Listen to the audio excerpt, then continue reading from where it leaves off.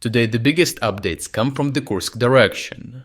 Here, in their relentless push against Ukrainian defenses, Russian forces found themselves stalled and in urgent need of reinforcements to sustain their offensive.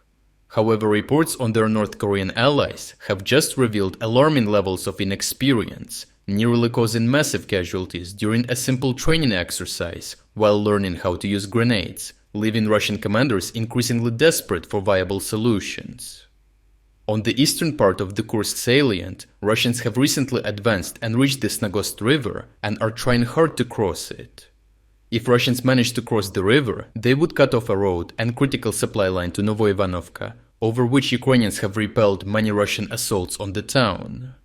The only viable location for Russians to establish their bridgehead is in Darino, as the buildings here would give Russians a place to store their supplies and continue their offensive further.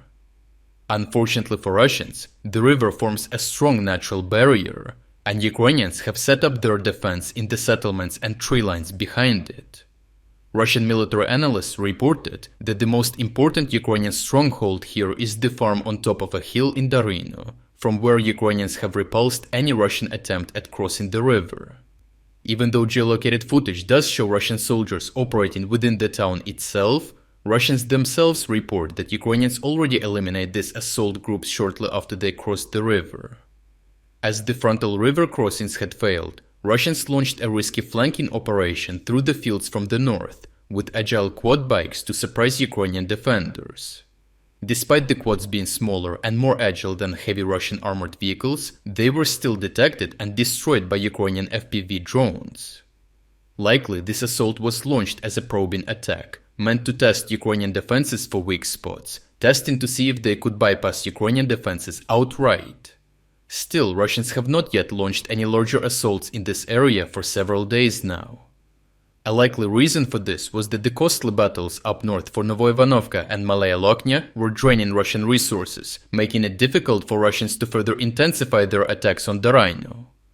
Russian mill bloggers critiqued the Russian commanders, as they stated they were destroying the Russian 155th Naval Infantry Brigade themselves by launching constant suicidal attacks on Ukrainian positions. However, US intelligence reports show that Russians have over 11,000 North Korean soldiers standing in reserve in the Kursk region, which could theoretically continue the Russian offensive. Nevertheless, Russians have seemingly halted all offensive operations on the main Ukrainian salient. Confessions from several Russian prisoners of war could explain why North Korean troops have not yet been committed to large-scale frontline operations. The Russian prisoners of war state that North Korean soldiers have a severe lack of combat experience. He gives an example of one North Korean soldier nearly killing himself and his training group while learning how to throw a grenade. They add that North Korean training camps remain strictly off limits to Russian soldiers, and that one soldier was nearly shot after he accidentally wandered too close to their encampment. Interestingly, the prisoners were originally from a Stormfleet penal battalion, as they confessed they had only received 10 days of training themselves.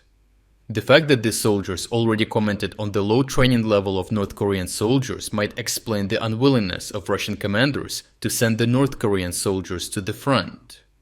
Overall, Russian commanders have pushed the 155th Naval Infantry Brigade to near complete destruction once again. As recent reports suggest that North Korean soldiers do not have the necessary skills to engage in large-scale combat, Russians have been forced to redeploy over 4,000 soldiers of the 79th VDV Airborne Division from the Zaporizhia region to Kursk. The additional redeployment of such a large number of forces also shows the scale of the losses Russians have already suffered, along with the fact that Russians may be unable to fully rely on their North Korean reinforcements to achieve a decisive breakthrough in the future.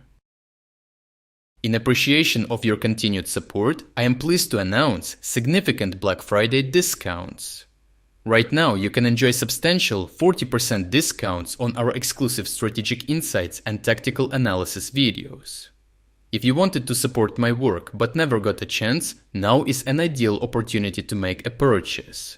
The discounts will end this week, so check out the link in the description to take advantage of this offer before it expires. Your support is greatly valued.